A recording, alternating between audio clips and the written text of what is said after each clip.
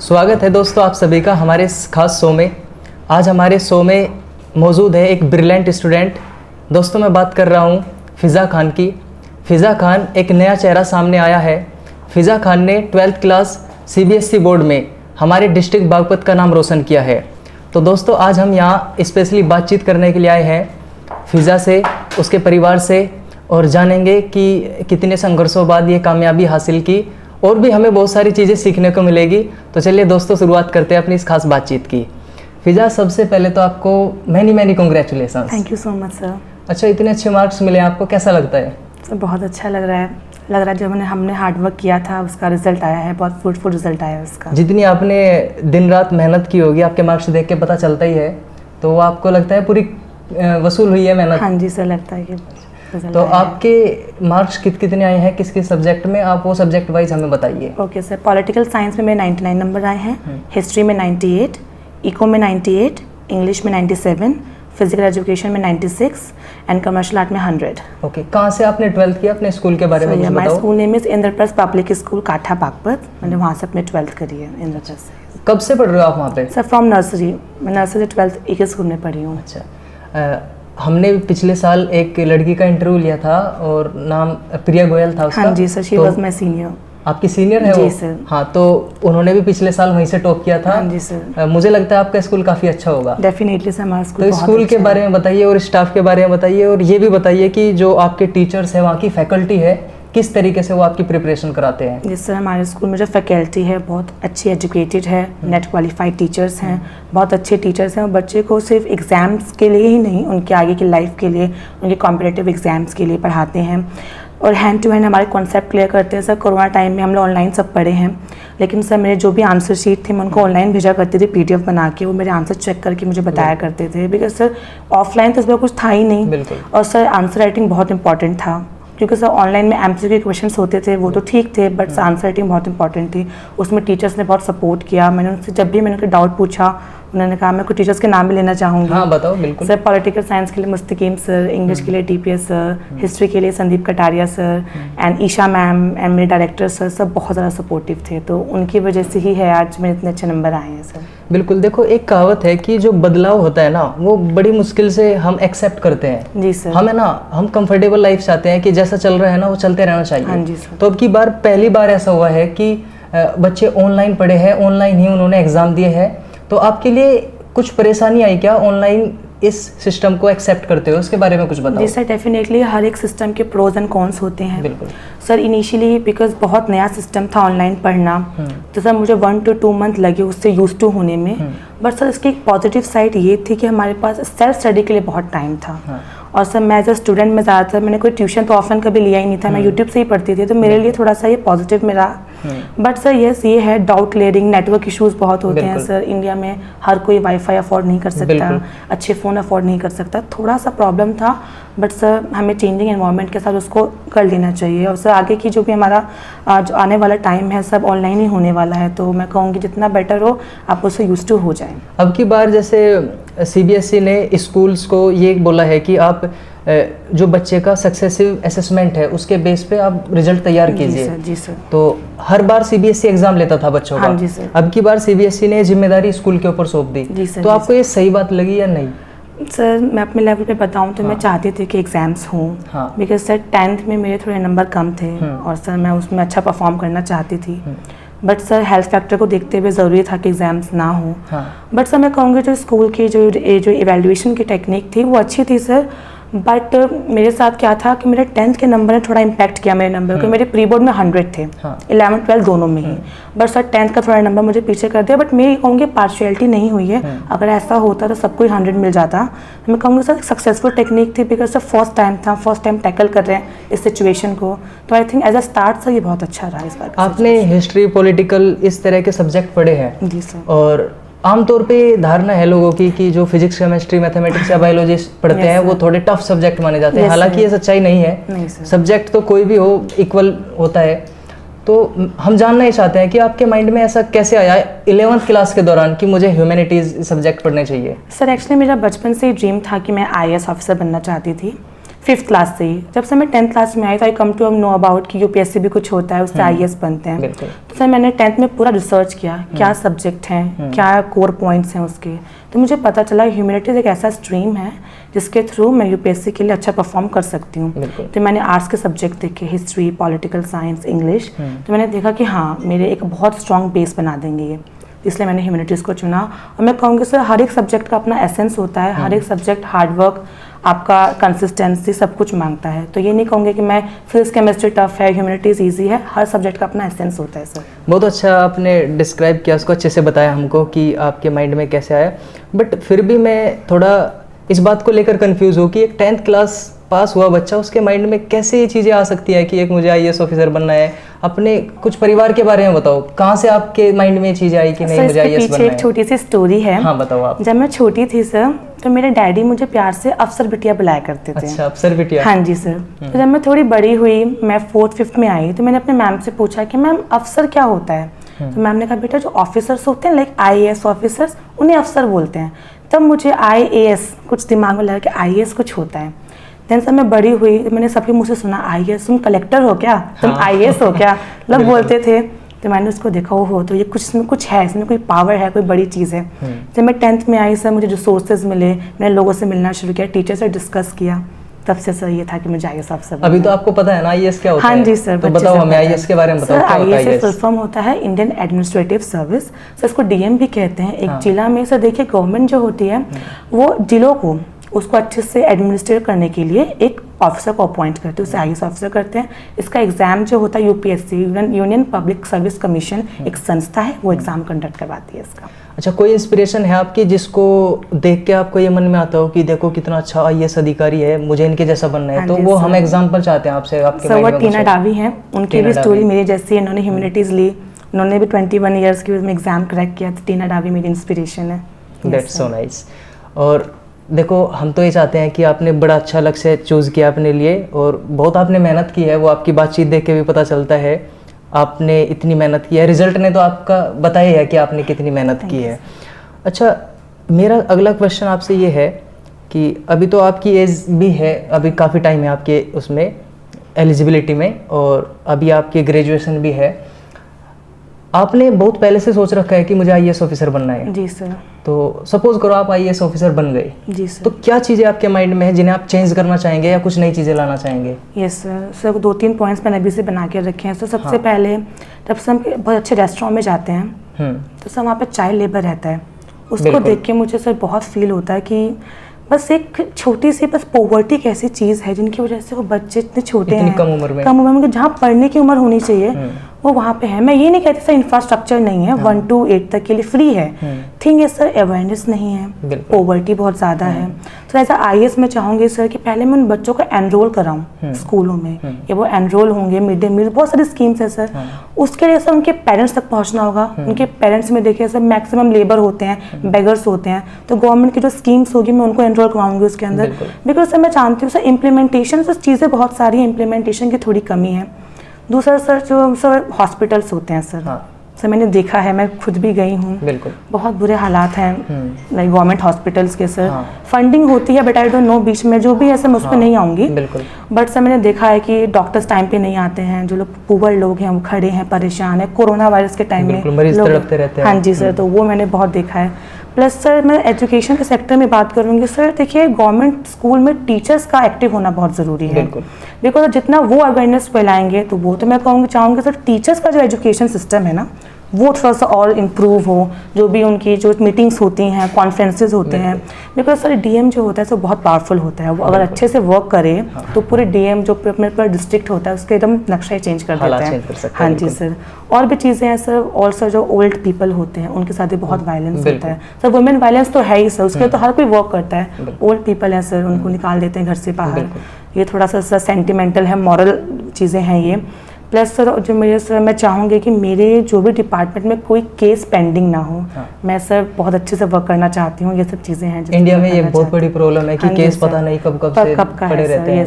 ये थोड़ा सा बहुत अच्छे पॉइंट्स आपने गिनाए, हम चाहते हैं कि आप सभी इन पॉइंट्स पे ध्यान दें। आपने चाइल्ड लेबर की बात की, आपने गवर्नमेंट हॉस्पिटल की बात की, आपने एजुकेशन सेक्टर में बात की, बहुत ये अहम मुद्दे हैं हमारे इंडिया के। जी सर। और वाकई हम देखो हमारी ब्लेसिंग आपके साथ में है। आप जैसे यंग ऑफिसर अगर एडमिनिस्ट्रेशन में आएंगे तो बहुत अच्छा होगा हमारे देश के हालात।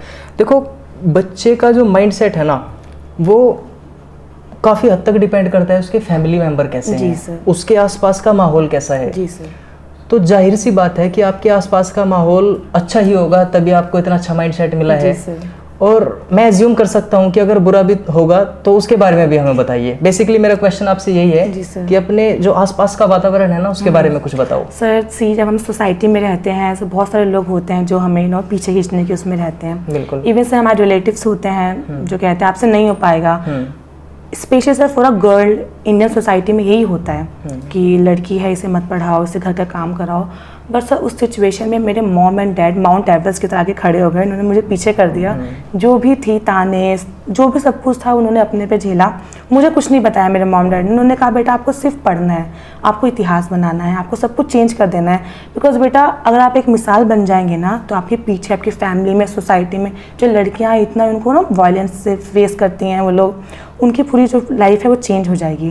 तो इसमें मैं मॉम डैड का कहूँगी सर, बिकॉज सर जब तक आपके मॉम डैड आपके सपोर्टिव नहीं होते, बिकॉज सर बचपन से वही आपको संस्कार देते हैं आपको कैसा बनना है, क्या बनना है। सर मेरे मम्मा पापा ने मुझे बहुत अच्छे से संस्कार दिए। उन्होंने मुझे सिखाया बेटा दुनिया है वो तो बोलेगी आपको सिर्फ हमें सुनना है, अपने आप को सुनना है, बस आप अच्छे से पढ़ते रहिए और सब कुछ इंशाल्लाह हो जाएगा। उनका यही था। अपने मॉम डैड के बारे में बताओ कुछ। सर मेरे मम्मा हैं वो बहुत ज़्यादा सपोर्टिव हैं सर। इवन मैं बताऊँ सर हम पढ़ाई करते हैं तो रात के 2 बजे पढ़ाई करते हैं हम लोग, 3 बजे जब भी मुझे पढ़ना होता था 2-3 बजे तक। हाँ जी सर, जब भी था सर। बिकॉज सर मेरा कभी ये नहीं था कि मुझे इतने घंटे पढ़ने हैं। मैं रोज सर ऑब्जेक्टिव लिस्ट बनाती थी कि मेरा ये टॉपिक्स हैं। अब उसे कंप्लीट करने में चाहे 10 घंटे लगे, 5 घंटे लगे, वो फर्क नहीं पड़ता, कंप्लीट करना है उसी दिन में।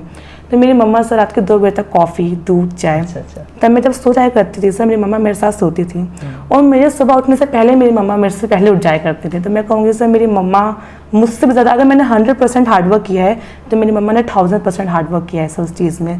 बिकॉज सर मेरा काम तो सिर्फ पढ़ना था, पूरा घर संभालना मम्मा पापा के उसमें था। स्पेशली सर मेरे डैडी बाहर रहते हैं ऑक्यूपेशन की वजह से, तो मम्मा पे सारा बर्डन था। बट मेरी मम्मा ने बहुत अच्छे से संभाला। मेरी मम्मा बहुत स्ट्रिक्ट हैं। हमारे घर में तू बोलना भी अलाउड नहीं है। हमारे घर में सिर्फ पढ़ाई लिखाई की बातें होती हैं। आप पढ़ाई लिखाई करें, अच्छा खाएं, अच्छा पहने, बस उससे ऊपर नहीं। मैं सोशल मीडिया से भी मैं दूर रही हूँ सब चीज़ों की वजह से। तो मैं कहूँगा सर मम्मा पापा का बहुत बड़ा हाथ है। आप अपने पापा के बारे में नहीं बताया आपने? सर मेरे डैडी एक रेसलर थे। उनकी भी एक स्टोरी है। रेसलर थे? रेसलर थे। चलो बताइए उनके बारे में। सर उनका सपना था जिला केसरी बनने का। अच्छा। बहुत अच्छे रेसलर थे बट सर कुछ फाइनेंशियल, कुछ फैमिली प्रॉब्लम्स थे जिसकी वजह से मेरे डैडी को अपना पुल ऑफ करना पड़ा। तो लोग कहते थे कि इसका ना बेटा नहीं है ना, तो ये क्या पूछती है, बेटा होता जिले में नाम रोशन करता है, मेरे डैडी को लोग बोलते थे। अच्छा। तो मेरे डैडी ने कभी बेटा बेटी, मेरे डैडी ने मुझे कोई बेटी भी नहीं बोला, बेटा बेटा ही बोलते हैं डैडी। तो मेरा सपना था कि मुझे कुछ करना है अपने डैडी के लिए। तो जब मैंने डिस्ट्रिक्ट टॉप किया तो सब अब कहते हैं कि अंसार पहलवान की बेटी जिला केसरी बन गई। तो मेरे डैडी बहुत खुश हैं। मेरे डैडी ने सर मुझे कभी डांटा भी नहीं, बहुत पोलाइट है मेरे डैडी, बहुत ज़्यादा। मेरी मम्मा बहुत स्ट्रिक्ट हैं, होना भी चाहिए सर, घर में पोलाइट और स्ट्रिक्ट होने चाहिए सर। मेरे डैडी के कहते हैं बेटा आपको सिर्फ पढ़ना है, आपको सिर्फ मेरी अफसर बिटिया बन के दिखाना है। अफसर उन्होंने जो नाम था मेरे डैडी ने मुझे दिया है। फिजा आपके रिजल्ट देख के पता चलता है, आपके मार्क्स देख के पता चलता है कि आपने कोई एक बेहतरीन स्ट्रेटजी फॉलो की होगी, अच्छा टाइम टेबल आपने सेट किया होगा और उस पर एकदम फिक्स रही होंगी। तो अभी आपकी तो 12th हो गई है, बहुत अच्छे आपको मार्क्स मिले हैं। बट हम जानना ही चाहते हैं कि आपके जूनियर बहुत सारे स्टूडेंट हैं, कुछ 10th क्लास में होंगे, कुछ 11th में, कुछ 12th में, और जो हमारे बड़े होते हैं ना वो इंस्पिरेशन होते हैं हमारे लिए। जी सर। और वो किसी टॉपर बच्चे की तरफ देख के सोचते हैं कि काश हमें इसका जो टाइम टेबल है वो देखने को मिल जाए एक बार। जी जी। और जैसे हमारा जो यूट्यूब चैनल है उस पर बच्चे कमेंट भी करते हैं कि सर इनसे इनका टाइम टेबल पूछो। तो मेरा क्वेश्चन आपसे ये है कि कुछ टाइम टेबल बताओ जो आपने फॉलो किया हो। जी सर। सर रही बात टाइम टेबल की, तो हर एक स्टूडेंट अलग होता है। बिल्कुल। एक टाइम टेबल यूनिवर्सल नहीं हो सकता है। बट सर मैं कुछ की पॉइंट्स बता सकती हूँ जिसको आप फॉलो करेंगे, डेफिनेटली आपका जो रिजल्ट है बूस्ट होगा। सबसे पहले सर कंसिस्टेंसी बहुत इंपॉर्टेंट होती है। आप कंसिस्टेंट रहिए, आप हार्डवर्किंग रहिए, आप डिटरमाइंड रहिए, पॉजिटिव रहिए। ये तो कुछ इमोशनल बातें हैं सर। अगर मैं स्ट्रैटेजिक बातें करूँ तो सर जब मैं 12th में आई थी, मैंने सबसे पहले CBSE से ना मेरा अपना मैं सिलेबस डाउनलोड किया था। मैंने देखा कि किस चैप्टर में से किस टॉपिक के बारे में CBSE ने लिख रखा है। आपको बताना चाहूँगा, अगर सिलेबस 100% होता है उसमें तो ओनली 50-60% ही होता है जिसमें 90% आता है। बाकी जो होता है इंपॉर्टेंट होता है बट उतना नहीं होता जिसमें क्वेश्चन आते हैं। तो मैंने पहले सिलेबस देखा। मेरे स्कूल में सितंबर तक सिलेबस कंप्लीट हो गया था मेरे स्कूल में, तो मैंने भी तब तक अपना सिलेबस कंप्लीट किया। एक बार जब मेरा सिलेबस कंप्लीट हो गया तो मैंने सर रिवीजन पे बहुत ध्यान दिया। मैंने अपना टाइम टेबल ऐसे ही प्लान किया कि मैं रिवीजन कर पाऊँ। अगर वीक में 7 डेज़ हैं तो मैं 6 डेज़ पढ़ती थी और संडेज़ को रिवीजन किया करती थी। रिवीजन करने के बाद से मैंने प्रीवियस ईयर क्वेश्चन पेपर उठा लिए। मैं कहूँगी सर पेपर सॉल्विंग और प्रैक्टिसिंग बहुत इंपॉर्टेंट होता है अपना इवैल्यूएशन करने के लिए। स्पेशली सर हमारे ईयर में जब ऑफलाइन क्लासेस नहीं थी तो मैंने सर पेपर सॉल्व किए प्रॉपर टाइमिंग के साथ, 3 आवर्स की सिटिंग दे के। मैंने देखा कि मैं कितने टाइम में कंप्लीट कर पा रही हूँ, मैं ओवर राइटिंग तो नहीं कर रही हूँ। तो मैंने कहा, मैंने रिविज़न किया। फिर रिविज़न करने के बाद आप पेपर सॉल्व करिए। अगर आप 3-4 चीज़ें आप कर लेते हैं तो आप, आई एम डैम श्योर कि आपका रिजल्ट अच्छा ही आएगा। और मैं कहूँगी सर देखिए आपको कंसिस्टेंट तो रहना होगा, कंसिस्टेंसी ही की है। अगर आप रेगुलर नहीं पढ़ेंगे और आपने 10 घंटे पढ़ लिया, कल आप पढ़े ही नहीं तो उसका कोई यूज़ नहीं होगा। सर यही टाइम टेबल। बहुत अच्छा आपने बताया कि कंसिस्टेंसी बहुत ज़रूरी है, रेगुलर रहना चाहिए हमें किसी भी लक्ष्य के पीछे, तभी कुछ ना कुछ हमें हासिल होता है। प्रिपरेशन के दौरान हमारे माइंड में कई बार कुछ नेगेटिविटी भी आ जाती है, सोचते हैं कि चलो यार आज छोड़ो कल पढ़ लेंगे, या फिर और जो हम काम कल पे टाल देते हैं वो काम कभी नहीं होता। जी सर। तो वो आपने कैसे दृढ़ निश्चय बनाया कि नहीं पढ़ना है तो पढ़ना ही है? कैसे आती थी वो चीज़ें माइंड में? सर मैं ये कहूँगी आप कुछ भी पढ़ रहे हैं, चाहे आप क्लास में पढ़ रहे हो, आप UPSC कर रहे हो, आपका जो वाई है वो बहुत स्ट्रांग होना चाहिए कि आप क्यों पढ़ रहे हैं। लाइक मेरा था कि सर अपने लेवल बात करूँ 12th के लिए, मेरे 10th में परसेंटेज उतनी अच्छी नहीं आई थी जितनी मैं चाहती थी। मेरे 95.6% आए थे। मैं उससे हाँ, लेकिन मैं थोड़ा और ज़्यादा चाहती थी। तो सर मैंने उसी को अपना एम बना लिया, 95.6 को मुझे बीट करना है। मैंने लगा लिया अपने बेड के आगे कि मुझे इसे बीट करना है। तो सर जब भी मुझे थोड़ा मोटिवेशन में लगता था कि यार पढ़ने में थक गई हूँ, पढ़ा नहीं जा रहा है, मैं उसको देखती थी। फिर मैं देखती थी मेरा अल्टीमेट गोल क्या है। मेरा अल्टीमेट गोल UPSC है, और UPSC का तो मुझे और भी पढ़ना होगा, मुझे और अच्छे से स्ट्रैटेजीज बनानी होगी, तो मैं डीमोटिवेट नहीं हो सकती हूँ। तो पहले तो आपको वाई स्ट्रांग होना चाहिए, और दूसरा सबसे ज़्यादा मोटिवेशन देने वाले लाइफ में आपके पेरेंट्स होते हैं। अब जहाँ डीमोटिवेटेड फील करें, गो टू योर पेरेंट्स, वो आपको इतना अच्छा फील करा देंगे, इतना आपको ट्रस्ट बिल्डअप करवा देंगे कि आप फिर से उसमें आप आ जाएंगे। हाँ जी, पेरेंट्स का तो सपोर्ट वाकई काफ़ी होता है। और देखो हम अकेले बहुत कुछ नहीं कर सकते जी सर। हमारे फैमिली मेम्बर्स का सपोर्ट होता है। आपने अपने पेरेंट्स के बारे में बताया, और किसी ने आपको सपोर्ट किया? आपके टीचर्स तो डेफिनेटली आपको सपोर्ट करते हैं, तो कुछ बताइए उसके बारे में कि आपको किन किन ने सपोर्ट किया? सर मम्मा पापा एंड टीचर्स तो थे ही। Sir one more personality was there, मेरे मामा जी इफ्तिखार खान। उन्होंने सर मुझे बहुत अच्छे से मोटिवेट किया। 10th क्लास के बाद सर मेरे परसेंटेज थोड़ी कम आ गई थी, मैं बहुत डीमोटिवेट हो गई थी, बट मेरे मामा जी ने कहा कि नहीं बेटा आप स्टार हो, आप शाइन करोगे, आप अच्छे से पढ़ो, कुछ नहीं होगा।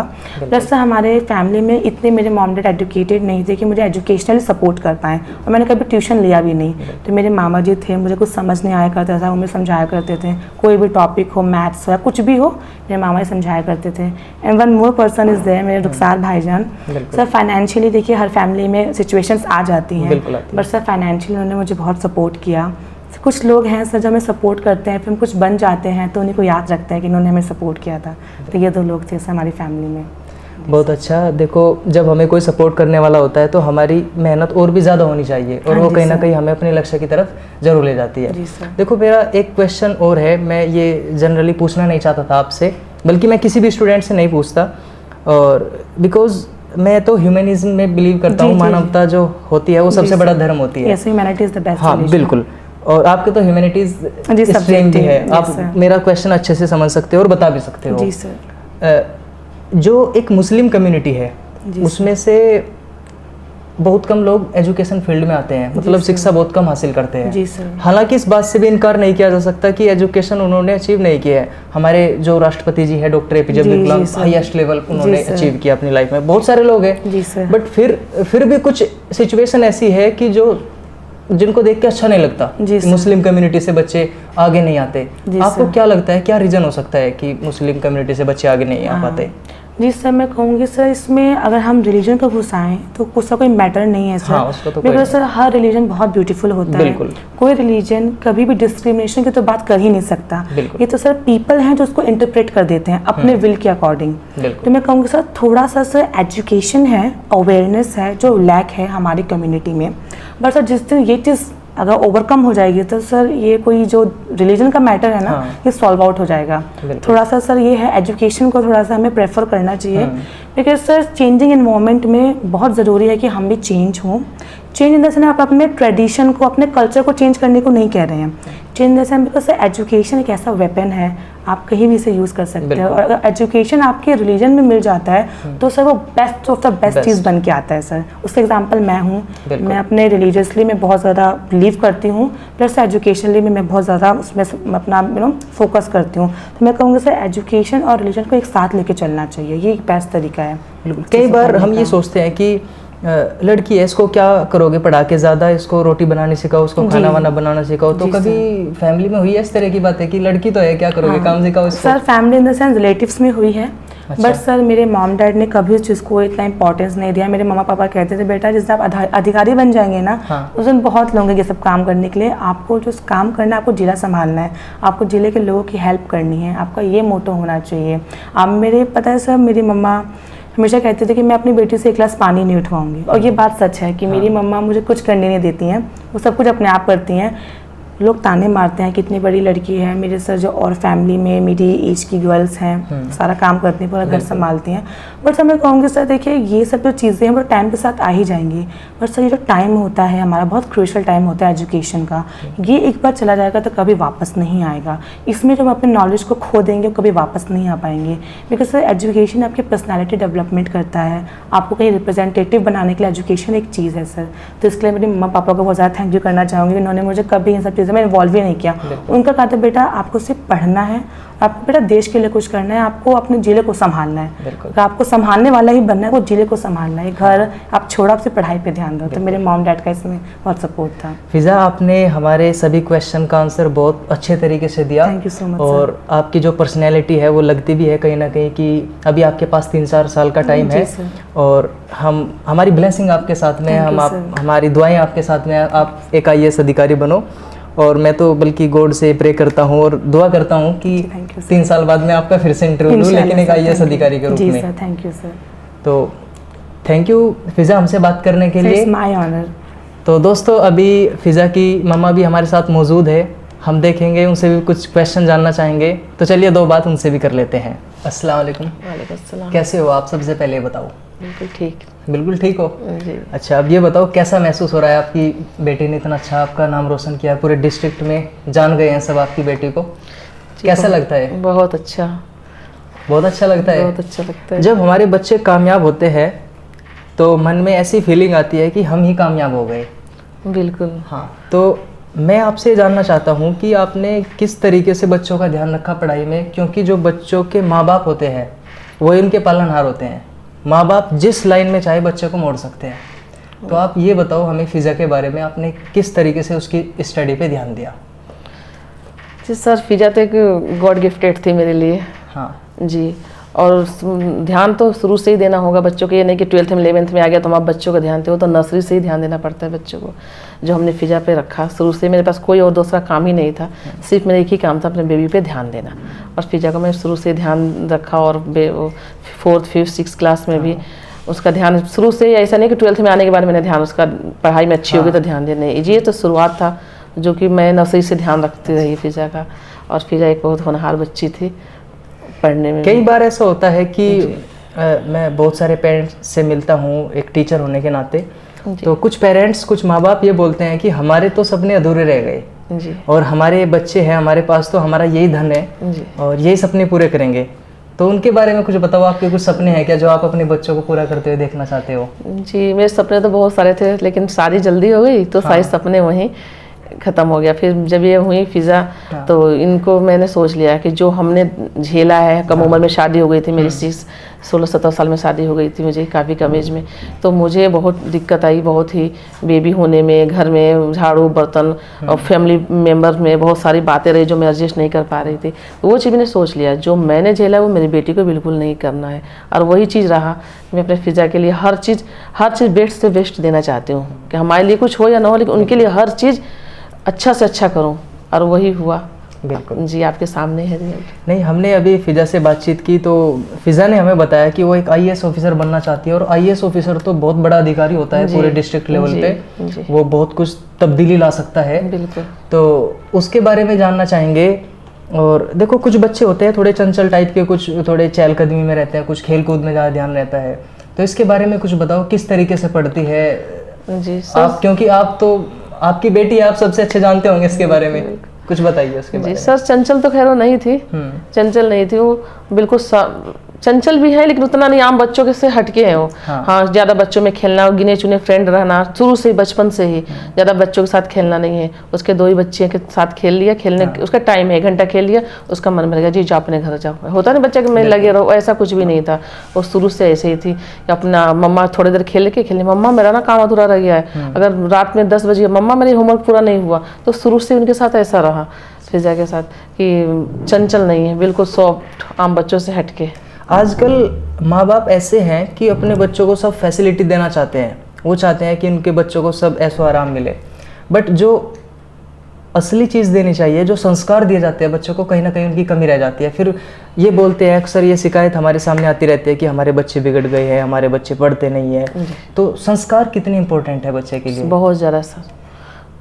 आपने किस तरीके से इनका ध्यान रखा? सर सबसे पहले तो आज तक फिजा कर नहीं थी, स्कूल से नई कॉलोनी से या नई सोसाइटी से, हम हर जगह रहे, लेकिन कभी कभी कोई कंप्लेन आया नहीं। मुझे भी एक तमन्ना रहा कि मुझे कोई यह कहे कि फिजा के मम्मा आप अपने बच्चों को संभालते क्यों नहीं हो। अच्छा। कभी नहीं, मेरा ये अरमान अधूरा ही रह गया कि आज तक किसी कोई कंप्लेन नहीं है मेरे बच्चे। चलो ये तो बहुत अच्छी बात है कि आपको कोई शिकायत का मौका नहीं दिया बच्चों ने। नहीं सर, कभी भी नहीं। अच्छा, बच्चे 8th 9th क्लास के बच्चे सोशल मीडिया से काफ़ी अटैच हो जाते हैं जी।